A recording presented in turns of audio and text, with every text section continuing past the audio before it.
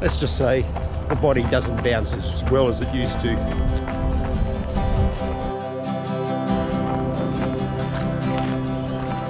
Well, I'm back on the trails. Haven't done a proper trail run for well over 12 months. I know in the last video I hit some trails, but they were very sedate. No hills, but today getting a little bit of vert out here at Belmont Hills. Just a nice little pocket in one of the suburbs here in Brisbane. Yeah, just going to spend about 40 minutes in here. Nice and easy. Just getting a little bit of strength through the legs. And this week, week 2 of the training plan leading to the Melbourne Marathon in October has all been about building some leg strength. But I got things wrong this week, guys, and I'm going to talk a little bit about that out on this run today. Stick around and I'll let you know what's gone wrong. Nothing major, but just a few things that I need to tinker with over the remaining weeks of this plan. So let's get this run underway.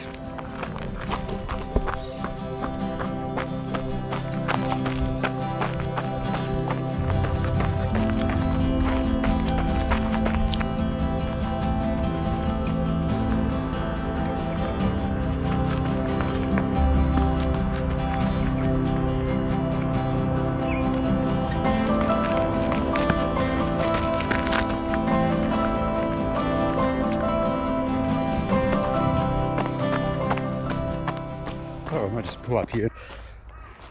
Sit down here on the seat. Whew, let's take these off a bit. Why did I get things so wrong this week?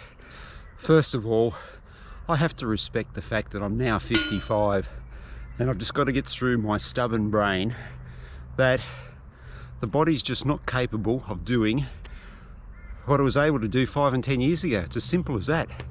I need to be more aware of having more recovery time between tougher sessions. This week was all about building some leg strength, getting out onto the hills, like today here at Belmont on the trails, just getting some elevation, getting some vert. Now I'll go through the weekly update later in the video, guys, because it's only Friday. 2 days this week have been a real light bulb moment. I did my midweek long run on Wednesday, 25k, over some long rolling hills. Elevation was over 500 meters. I didn't push myself. I made sure that it was a comfortable run. What I probably didn't realize was it took a lot out of my legs. And Thursday, the plan was to do a marathon fartlek session, a 6 by 4 minutes at marathon pace and 2 minutes at 10k pace. Was to be done continuously, but after 3 I just pulled the pin. There was nothing in the legs. My breathing was really quite heavy. Look, it just wasn't worth it. So early in the training block to be pushing that hard, and I just stopped. Jogged back to where I started from and just put it in down as I need to be a little bit more aware of my body. I'm really happy that I've discovered this now in week 2 of this 12-week training plan for the Melbourne Marathon, because if I'd continued on, I was just going to find myself getting run down. I need to tinker with the plan, because throughout most of this plan there was midweek long run followed by a speed session. I need to change things around. I need to just give myself a little bit more time between some of those heavier days, allow the body to recover a little bit more, just make sure that I'm fresh enough for those quality sessions. That's what's really important, to be able to make sure that I can hit that goal sub-3 hour pace of 4 minutes 15 per kilometre, or 6, what was it, guys? I can't remember. I'll put it up there on the screen though for the mile conversion. Just got to be more aware. I know I'm doing some more hills today and I still feel a bit tired, but have been just taking it really easy, jogging and walking, and just really just turning the legs over and getting back out into nature for my first trail run for a long time. Take things easy a little bit and get the body back to feeling 100%. Try and shrug off this bit of tiredness. All right, that's me done anyway. I've done my 8 kilometres. Just walked down this bit of a hill and back to the car.